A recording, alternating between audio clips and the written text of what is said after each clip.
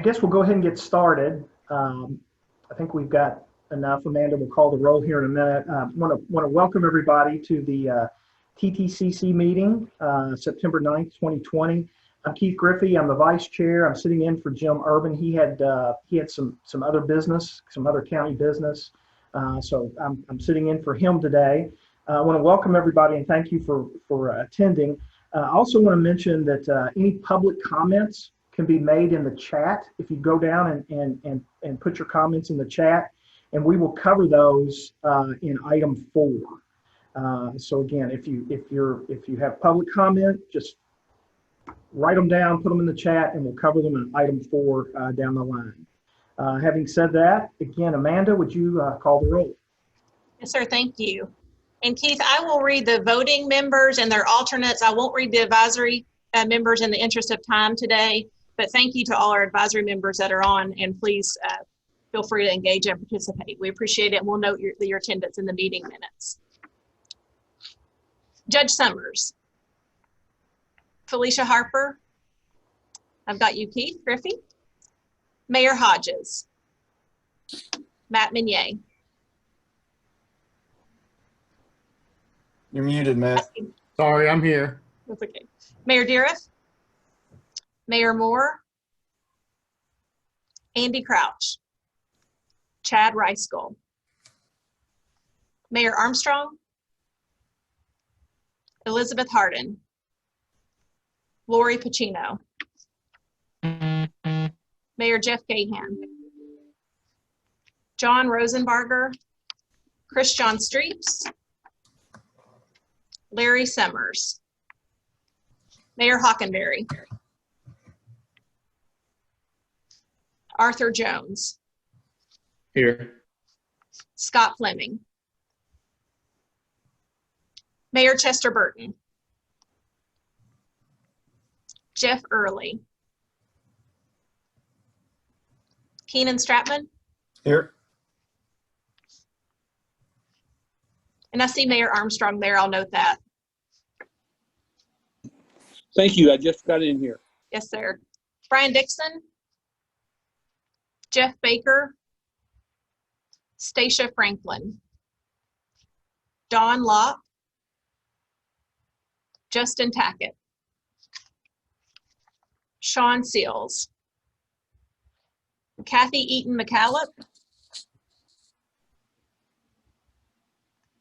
Emmanuel Nusanwu.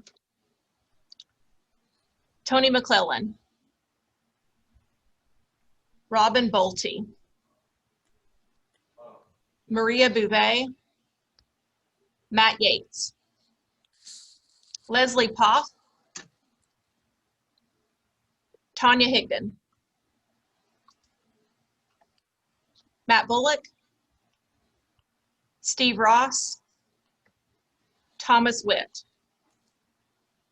Tom Hall. Present. Tracy Lavelle. Eric Perez. Derek Morris. Oh, was that Eric? Yep. Hey, Eric, thanks. Derek Morris.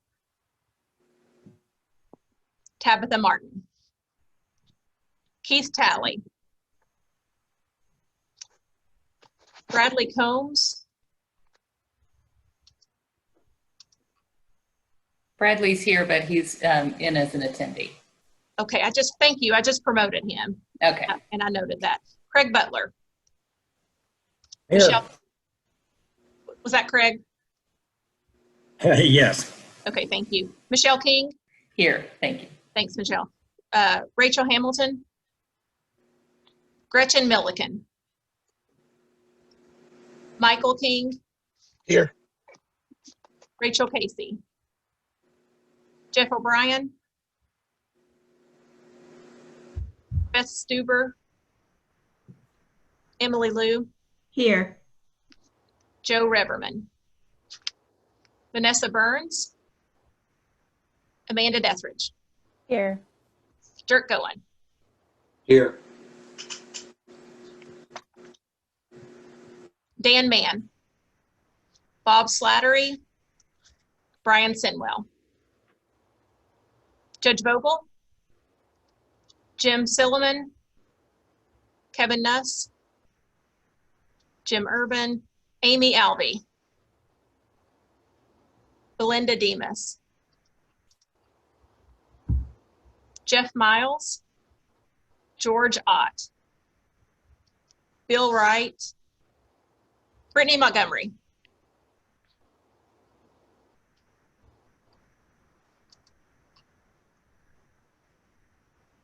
I see Brittany, but I don't hear her. Let's see. Here, can you hear me? Yes, ma'am. Thanks. Dylan Fisher, Kevin Beatty, Ryan Ramsey, Aida Kopik, Jeffrey Hoban. Okay. And we do have a quorum, Keith. Okay, great. Thanks, Amanda. At this time, Keith, yes. Keith, can I interrupt you just one second? Lori Pacino is coming to the meeting. Just wanted to announce that she was here. Okay, great. Thank you. Thank you. Since we have a quorum, first item of business is the minutes from the July 8th, 2020 meeting. I need a motion and a second. And if you make a motion and a second, if you just say your name so that we can put that in the record. So we need a motion. Motion from Dirk Goen. Thank you, Dirk. Is there a second? Second by Matt Meunier. Thanks, Matt. We have a motion and a second to approve the minutes. All in favor? Aye. Looks like everybody's raising their hands. Any opposed? All right, we'll move on. Thank you. The Transportation Policy Committee report, Amanda has that. Thank you. We last met in July. In keeping with our temporary meeting procedures, we're only meeting when we have action items, so no meeting in August. But in July, the Policy Committee approved Amendment 1 to the MTP and TIP. And so that included 8 new or revised projects. And since that time, we've actually received federal approval. So you can find everything on Amendment 1 on our website under both the MTP and the TIP pages. TTCC in July also approved over $25 million in project awards with dedicated MPO funding for Kentucky sponsors, as was recommended by this committee. That was $5.2 million in TA for 6 new projects, $21.3 million in STBG funds for 12 new projects, 1 cost increase STBG funds of $189,000 for that 1 existing project. You can also find all those details on our website under a new section on the TIP page called MPO Dedicated Funding Programs. You can find all those projects, including a map there. The third action item in July was TPC's approval to increase the cost threshold for safety projects in our group project policy from $1 million to $2 million, another recommendation of this committee. And last, we shared with TPC in July the Amendment 2 schedule, which we'll share again today. That concludes my report on July TPC, and I'd be happy to take any questions. Amanda, I just want to, just kind of a side note, Bullitt County was able to secure quite a bit of funds, both for the county and for the city of Mount Washington. Lebanon Junction had some in there as well. And I just want to thank you personally and Elizabeth. They carried the water for us in our county. And again, just as a representative from Bullitt County, I just want to thank you all for all the work you did. And it was a great experience for us as well. So thank you very much. Thank you, Keith. Our pleasure. All right. Any other questions for Amanda? All right. We are now at the public comment period. Greg Burris, is there anything that's come through on the chat from the public? No, there's nothing on the chat, and we did not receive anything prior to the meeting. All right, we'll move on then. Thank you. Item 5, the Project Management Guidebook. Nick is up on this. Take it away, Nick. All right, thank you. Amanda, do I need to share my screen, or are you guys, I can do that. Okay, it's just the one slide. So the Project Management Guidebook, this is a new document that was put together over, it's really been since, I would say, early March.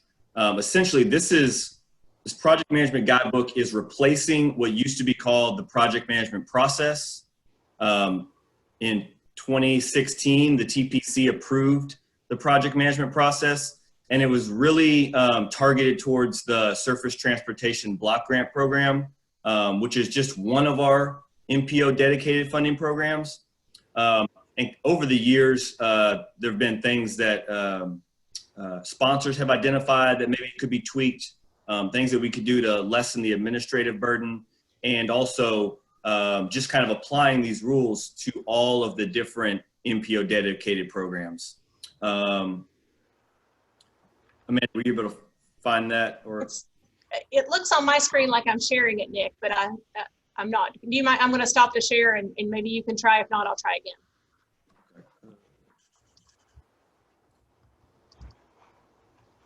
How about now? Oh, perfect. Okay. Go back there. Okay. So again, this was a process that TPC approved back in 2016. In February, a working group was formed because there were lots of different reasons that I've kind of alluded to as to why we wanted to take a look at the project management process. And the reason why we're not calling it the project management process is we have a performance management plan that also has the acronym kind of PMP that gets thrown around a lot. And since we're expanding this to all of the MPO dedicated programs, we're just going to roll it out and call it a guidebook. So what's changed in this document? I want to say it's like a 10 to 15 page document. Again, the emphasis was on kind of reducing the administrative burden for some of the project sponsors. We've transitioned almost everything except for, I think, progress reports to online submittal of forms and applications. In addition, there was some interest in project sponsors being able to apply for a little bit more funding for planning studies, at least in the Kentucky side. In Indiana, we don't really receive hardly enough funding to be able to set aside money for planning studies. All of that is used for actual projects. And two of the bigger things was cost increases. So we had this rule that said, if your cost increase is 20% higher than the original cost estimate that you provided, then you had to get an exception from a working group, and then that exception would then be presented to TTCC and TPC. We've just gone ahead and eliminated that 20% threshold. The only time a working group will be involved going forward with cost increases is when the total request for funds is greater than what we have available. We feel like almost 99%, if not 100% of cases with cost increases, there's a good reason why that increase might be over 20%.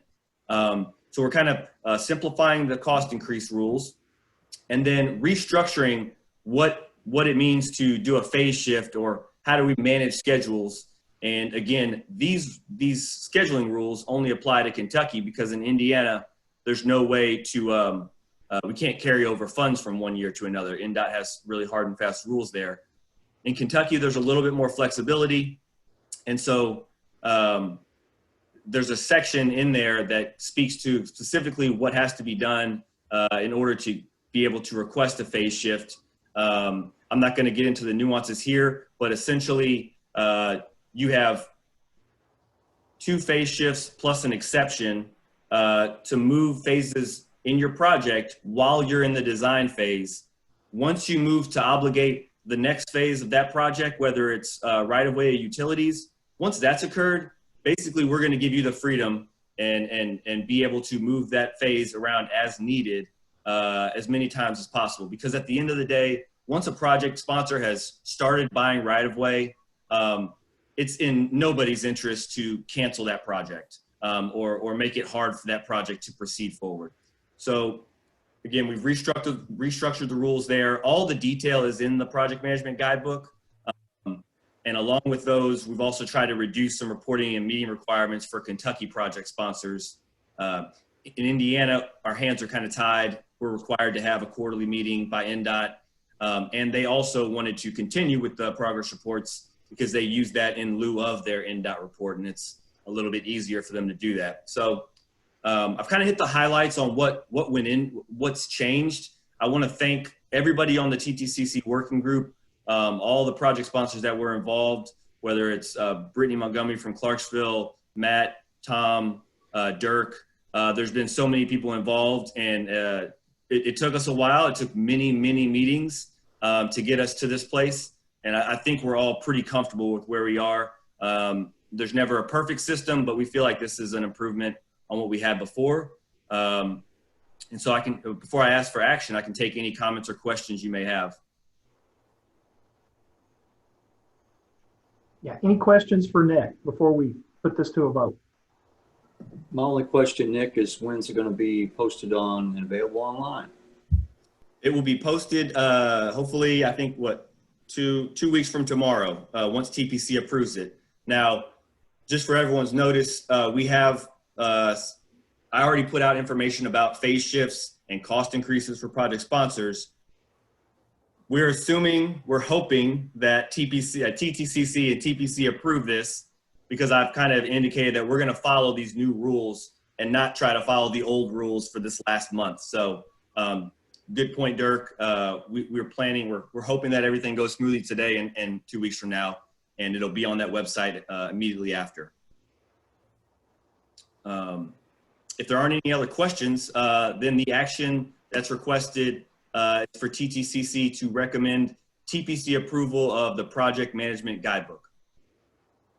All right, is there a motion to recommend to adopt the TTCC Working Group's proposal for the Project Management Guidebook? Motion, Dirk Gahn.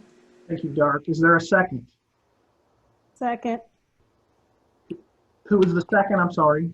Tanya Higdon, KYTC. Thank you. We have a motion and a second. Any other discussion? Hearing none, all in favor, raise your hand or say aye. Looks like a lot of thumbs up. Any opposed? Seeing none, motion passes. Thank you, Nick. Thank you, Keith. All right, we'll move on to item 6, Coordinated Human Services Transportation Plan Update. Elizabeth, you're up. Thank you very much. Amanda, do you mind sharing the presentation for me?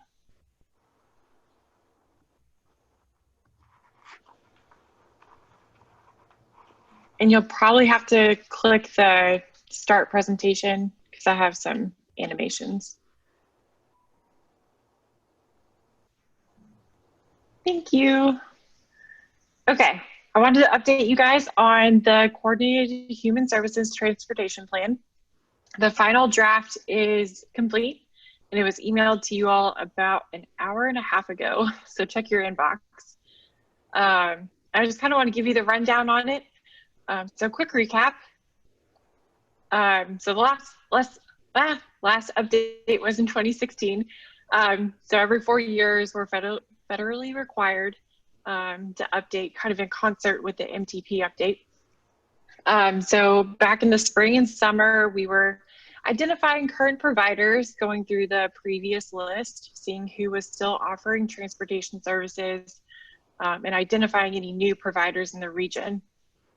We also conducted some data analysis on existing conditions, demographic profile of populations in our region.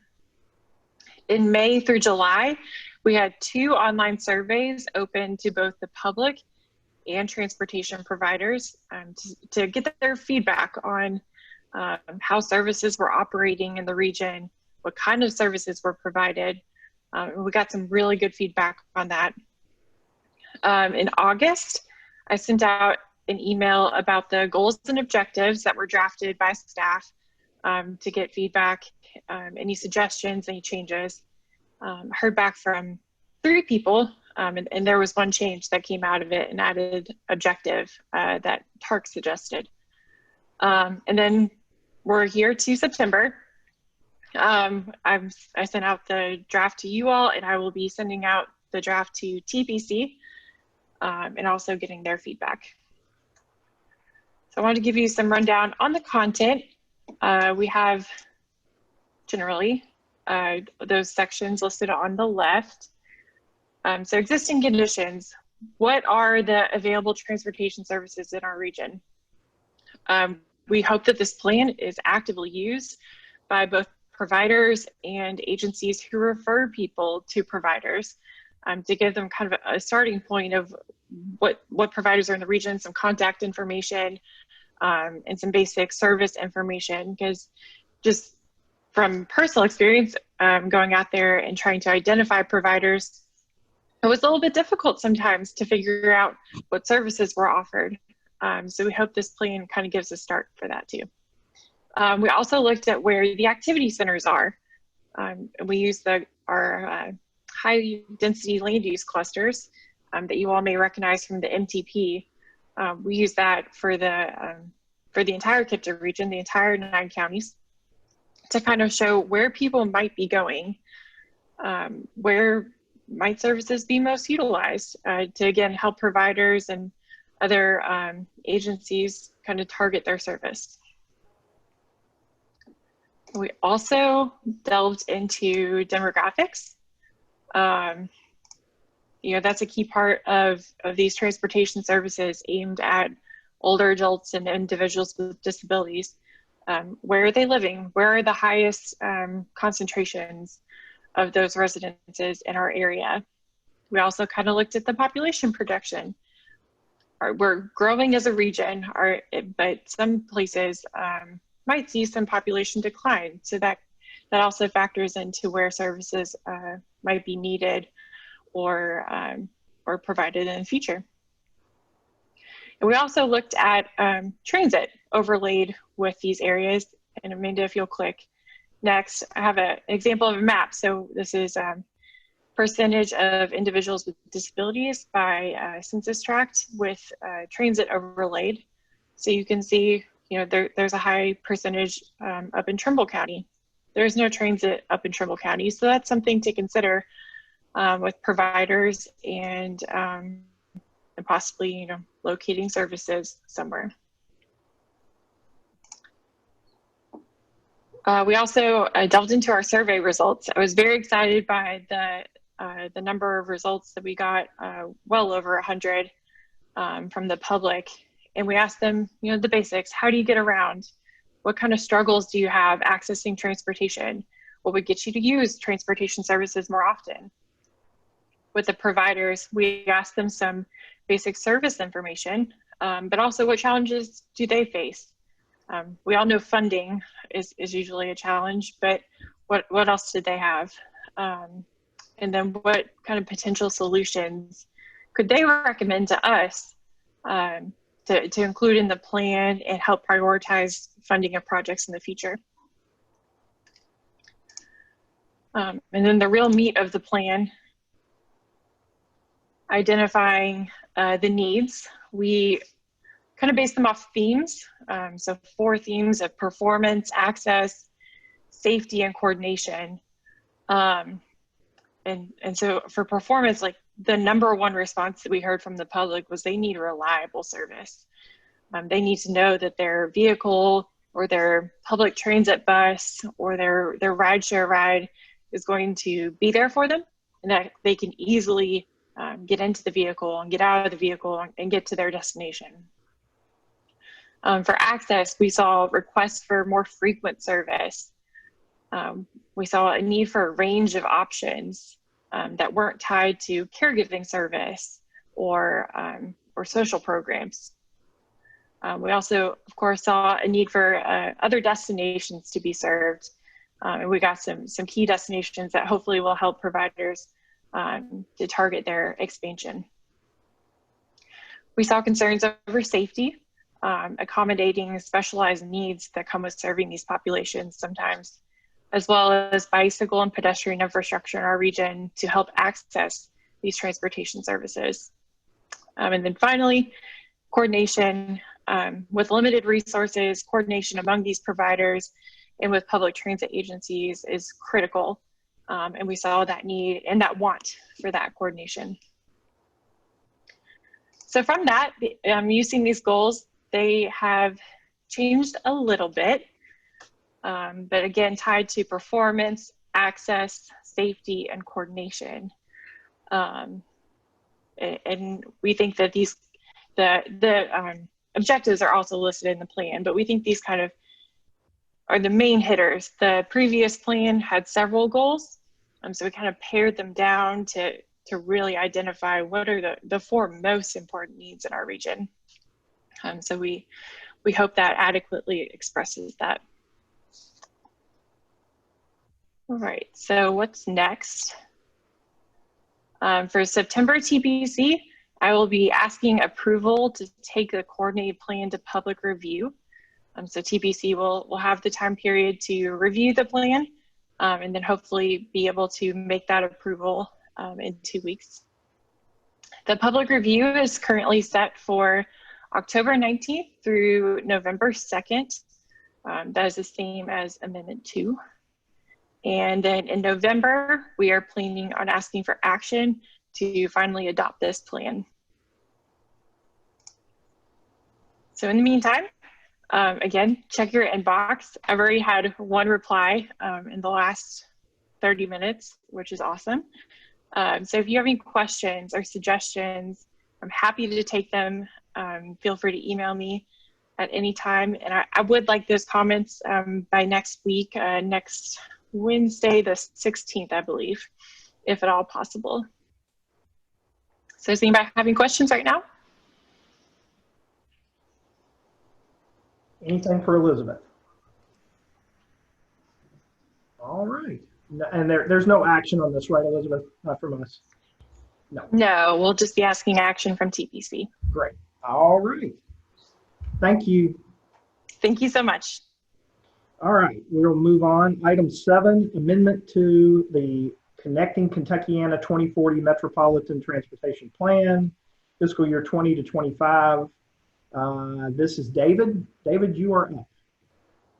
Thank you, Keith. I appreciate it very much. In your packet is a brief memo just outlining the final steps as we bring Amendment 2 to a close for the MTP, the current MTP, the current TIP. The project portal where we've asked our project sponsors to submit new projects or changes to existing projects pretty much closed on August 31st. When we had asked them, or it didn't close, but we said we need all of your changes and your new projects by then. And we received over 80 submissions, so we feel pretty good about that. So that's a really big step for us. Currently, staff is in the process of taking a good look at those projects, and you may be hearing from a few folks over the next week or so as staff has questions or things come up that we want to clarify with you. The next step will require the air quality conformity analysis, and then which is the big milestone, but then the next step after that will be the public involvement review period that we hope to begin on October 19th and will be completed on November 2nd. We do have, well, right now our plans call for us to have a public meeting on October 27th. So we're pretty excited about that. And then we'll go to the November TTCC and TPC meeting, and we will be asking for approval of Amendment 2.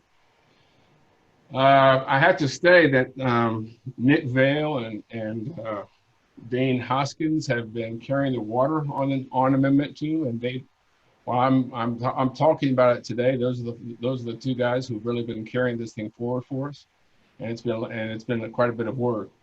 So I think we're in good shape, and we should be able to get to the public involvement process on schedule, and then to the TPC and TTCC meeting in November. Nick, did I miss anything on that? Oh, no, I think you covered everything. There's a lot of changes that were submitted that we're still reviewing to figure out whether they have to go through the amendment. So anything that can be approved through an admin mod, we'll do that. Of course, it's much easier and quicker for the project sponsor. And again, for everyone's information, the vast majority, I think 99% of these projects are KYTCs, and they kind of come from the new 6-year highway plan that the legislature and governor approved earlier this year. So David, I think hit all the high points, and we'll be back here in a couple months. That's it, Keith. If there, unless there are questions that we can answer. Yeah, any questions for David or for Nick, either one? I'm not hearing any. Good job. Thank you. Thank you. All right, we'll move on. Item number 8, COVID-19 transportation impacts. Andy, you are up. Good afternoon, everybody. Try to share my screen.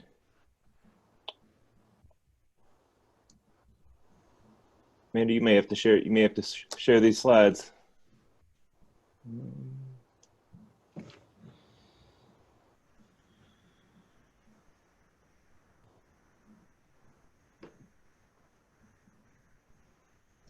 Sorry, guys.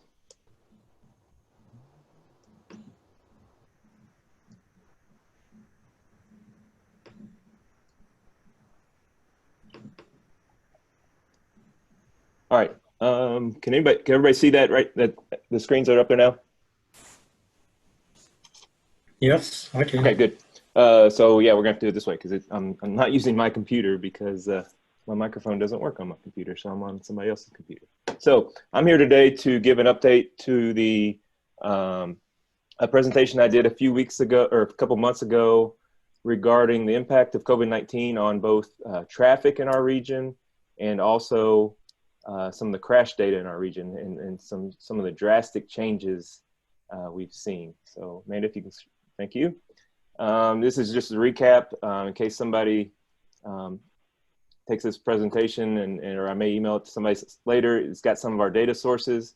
We get our traffic information from a platform called Streetlight. Streetlight provides us with some origin destination travel data, maybe some speed data, among some other things. And then we get our crash data at KIPTA from the 2 state databases. It's important to note that we use March 16th as kind of the break point.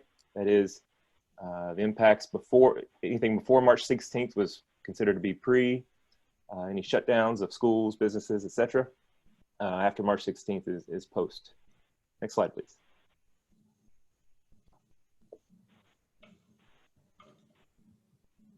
So here's some of the headlines. So this may look familiar. I've added a few things.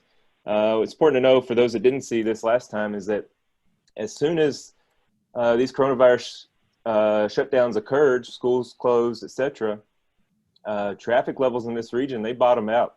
And they bottomed at about 57% of what they were in early March. So within a month, traffic levels were cut by nearly half.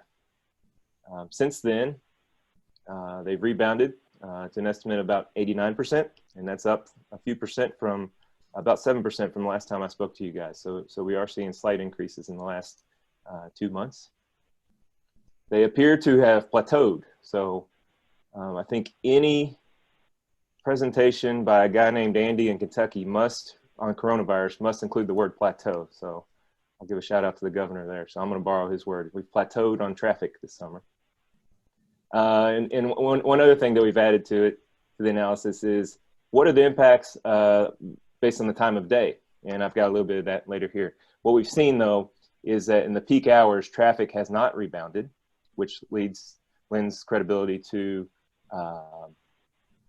work from home, no schools, etc. So that's the traffic side. On the crashes, I think these are the big headlines here. So since mid-March, so once everything was shut down, what we've seen in this region is that crashes, in terms of crashes per day, we've got different numbers of day, different length time periods. So crashes per day is the metric we've utilized. Those crashes per day are down 54%. So you think, great, people aren't getting hurt, people aren't getting killed on the roads. That's not true. Fatalities per day are actually up 20%. So crashes down 54%. Fatalities up 20%. That's January to mid-March of this year versus mid-March through the end of July. We'll get the August data in pretty soon here. And maybe even more importantly than that, or more impressive, or however you want to say it, is when you compare this year to last year. Typically, we see more traffic in the summertime. So maybe over the summer, it's maybe a better comparison to look at this year versus last. In that post-shutdown time period, we've seen 9,400 fewer crashes this year versus last year, okay? But even though we've seen 9,400 fewer crashes in this region, there's been 10 more fatalities. That's remarkable. It's tragic all at the same time. So those equate to nearly 60% decrease in crashes, yet a 50% increase in fatalities. Next slide, please. So the next few slides, these may look familiar from last time, but what these are lines that represent over time. The x-axis is over time. These represent the traffic levels as a percentage of what we've used as our baseline. That is the traffic that was out there in early March. Okay. So these lines, I think there's like 55 of them. These are 55 locations around the KIPTA region, and we've monitored those each month or each 2-week period that Streetlight provides the data to us upon. So last time I presented to you guys, I think I had the data through early June. So you can maybe visualize something that's about 2/3 of the screen left to right. So through early June, we were seeing that uptick. As I mentioned earlier, we really bottomed out on average at about 57%. Okay, but by through early June, we were on the increase. Well, since early June, it's kind of all over the map. That right side of that graph, you can see on most of those stations, they're kind of squiggling on us now, aren't they? So that's that plateau that I've mentioned. Okay, next slide, please. So look at, maybe this might bring it into a little more clarity. Here it is just for those interstate stations. So of those 55 stations I mentioned earlier, those include arterials, interstates, rural, suburban, urban locations. These are simply the interstates, showing similar patterns. That is, through early June, they were really on the increase. But since early June, not much action there. There's that plateau that I was talking about once again. Next slide, please. Here's the bridges. I won't go too much in depth here, but it is interesting to note that when we looked at both the Milton-Madison Bridge and the Clark Bridge, those are above March levels. Okay, so the Milton-Madison Bridge is outside the urban region, but it's out there connecting Madison to Indiana to Milton, Kentucky. It's actually higher than what it was back in March. Next slide, please. So I think this is a good one for this group. This shows the traffic levels in the counties. Okay, so we summed all of those locations within each county together, and what we've seen is there's an urban, rural, suburban divide, if you will. So the most urban county, Jefferson, is that light blue line on the bottom. Okay, so what's that? And then the most rural is the one called AD counties. Those are the area development district counties outside the MPO region. So we've got urban on the bottom, rural on the top. So what we've seen is that in the urban area, or the more urban it is, the less the rebound has occurred. That is, that in Jefferson County, we're at something about, maybe the mid-80s in terms of traffic in early August was about 85% of the March baseline, while in the rural areas, it's exceeded the March baseline, which is pretty standard what we'd see in a normal year, where traffic in the summertime is, a few percent higher than average traffic over the course of the year. Those suburban counties, those 4 counties in kind of in the middle, they all follow a similar pattern. It's remarkable. Those are comfortably in between that urban and rural. That's the county level. Next slide. So moving to the crashes. So these are graphs showing what I was mentioning earlier. Okay, so these graphs, the blue ones are the crashes per day before March 16th of this year. The yellow are the crashes per day post March 17th of this year. That is pre and post, COVID-19 shutdowns. What we've seen here is, looking at those graphs on the right, the blue versus the gold, is that the crashes per day have diminished by about 60%, more than half, since these shutdowns. So again, the different time periods. So we've got crashes per day. Next slide, please. So keep in mind what you see here, and then this next slide shows our fatalities per day. Okay, so on the last slide, those blue lines were much larger than the gold, and this slide shows fatalities per day. Okay, so bit of a smaller sample size. Thankfully, we don't have too many fatalities, but nonetheless, the fatalities are on the increase in the region. Fatalities per day, that is, are on the increase per region since the COVID-19 shutdowns. Next slide, please. So last time I didn't have this one, but this is the 2020 versus 2019 comparison, which is even more stark, I guess you could say. So it's showing a similar thing, right? So the reddish, orange, whatever it's showing up as are looking at last year. 2019 is the red. This year is the green. Okay, so since March 17th of 2019 to July 31st of 2019 is the red. Those dates this year are the green. You can see that it's dropped by close to 2/3 in the region, 60% or so. 117 crashes per day is what we saw in the spring, summer months, if you will, of last year versus only 48 this year. Okay, so less driving equals fewer crashes. The crashes have diminished or dropped or decreased far more or at a greater percentage than the traffic has. Next slide, please. So this is, again, this is that comparison between the crashes that we've seen that decrease and then the fatalities, which we've seen the increase. Okay, so that looking at that far right, the green represents the crashes, the fatalities that have occurred this year, fatalities per day that have occurred this year, while the orangish red it was from the same period last year. Here we see that the fatalities per day have increased by 50%. So we're down 50 to 60% or so on the crashes, up 50% on the fatalities, which is quite remarkable. Next slide. Actually, 2 slides. One more. So what I've looked at now is the time of day patterns. Okay, so these are similar from the first ones, but we've looked at them at time of day. So we split the times of day using street light into 4 periods. So we've got the early AM, the early morning before dawn, the peak AM, which is rush hour morning, midday, peak PM, late afternoon rush hour, and then the late PM. So Amanda, if you don't mind scrolling through these quite kind of slowly. So that first one you saw was the early AM. This is the peak AM. This is the morning rush hour. So if you compare that to the prior, what you see here is we're not seeing much of a rebound. It's kind of plateaued early, right? As schools never reopened, as most of us work from home semi-regularly or regularly or exclusively.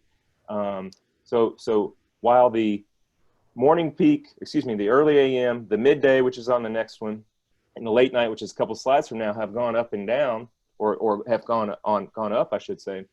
The rush hour travel or traffic has remained off of its peak, well off of its peak, to the tune of, here's PM peak right here, about 3/4, 75%. If you see that line, kind of just above or just below the middle of the screen, 75% of the traffic that we saw in early March. I think that's a remarkable thing. And there's one more table at the end, and I'll wrap up. Here's the late night. Oh, here it is right here. This table right here. If you look at that far right, a number over 1 indicates that traffic is higher in early July than it was in our early March baseline. So what you can see there is that in the midday time period, this time of day right now, and then the late PM time periods, they're 3% higher, 1.03 and 1.02%, 1.02. Those are higher now in the summertime than we saw back in March. So people they're getting out and about apparently at this time of day, and perhaps going out to eat in the evenings or something. They're getting back out in the evenings. But during the peak AM, you see that 0.71 that says that it's slow to recover, the peak morning traffic. So, I just wanted to put this out here just so we can be thinking about, these are the types of consequences that might be more long-term, right? If people are continuing to work from home, that might make might be some changes in terms of the decisions that this body and the TPC makes. So that's all I have. I'll be happy to answer any questions. I'd be happy to share these slides. I've had a few requests since a couple of months ago, and I'll be happy to share those. One thing we're looking to pair up with that time of day component of the traffic is the time of day component to the crashes. I think what I've seen so far is that it shows similar trends, that people aren't crashing into each other at rush hour anymore, partly because we're not traveling, but also potentially because the congestion's not there anymore too. So maybe at a future meeting, I'd be happy to share that as well. So again, let me know if you have any questions either now or after the meeting. And thank you for your time. Any questions for Andy? I think it's going to be interesting, Andy, when things open back up, what those graphs will look like this time of year compared to next year. I very much agree with that, and I don't know which way we're going next. I said we've plateaued. Is it going to plateau until school starts? Are we going to plateau or are we going to go down? Normally during the wintertime, it goes down. That is, wintertime traffic is below average. Is it going to drop this year, or is it going to coincide with schools? It's hard to say. It really is hard to say. And I think it's interesting to follow. And there's some interesting decisions that can be made based on this type of thing. Like most things going on, we really don't know. That's correct. All right. Any other questions or comments for Andy? Andy, this is Keenan. I got one question. Yes, sir. Do you have any statistics related to alcohol-related crashes? Are those going up? Don't have those handy. No, I'd have to look further into it, but we can look into that. I know Metro has a safety plan going on. There may be some of that information in that study. I don't think it'd be timely enough to have the pre-post COVID numbers. So that might be something that we can compare to. Yeah. Dirk, did I say that correctly? Go ahead. Yeah, the time period of the crashes they're looking at, I think, ended in 2017. So it wouldn't have any of the reflection there. I think we could run statistics on alcohol involvement. I definitely think there's a lot of speed out there, though. Yeah. Our police are pulled to other locations right now, at least in Jefferson County, and one of the officers made comment that this gentleman was surprised he got pulled over on the interstate. He was going 100 miles an hour, and he's surprised. He goes, "I'm surprised I'm getting a ticket." He goes, "Because you're going 100 miles an hour?" And he said, "No, I didn't think you'd be out here." So I think there's a lot of that going on. Keenan, if you want to reach out to me after the meeting, and we'll see what we can find. Sure. Dirk, just a comment here that I noticed too when I was out on the water center. There seems to be a lot more speed going on than before. So that was my thought too. Andy, this is Mike King. I just wanted to kind of publicly thank you and Elizabeth and Chipta for all the work you've done with Metro. You guys have really given us a lot of really good data through this program. And then I guess I'll kind of follow it up with a question. I know from what you've told me, the streetlight subscription is really expensive. Have you guys found it useful enough to re-up for next year? And you don't have to answer that now if you guys haven't decided, but just curious how useful it's been for you all.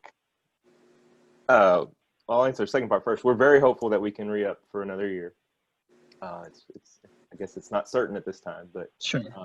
Yes, we are using this. For those that may not be aware, we're using the Transportation Cabinet has multiple studies going on a couple of interstates and some interchanges in the region, and this type of data, the origin destination side of this data, as opposed to something that's more akin to a BMT or a traffic count side of it, which is more or less what I've shown today. The bread and butter of the streetlight is the origin destination. Where are trips coming from and going to? What times of day are they doing that?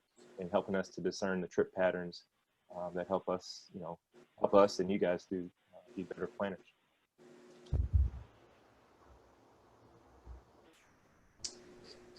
I was going to say that we're not the only city seeing exactly the same thing with fatalities up. It's nationwide from everywhere that I'm seeing. So there's some that are in the Vision Zero network that are not seeing this, but then they've really implemented a whole lot of measures out there to keep the speeds reduced in their communities, and that's just not Kentucky.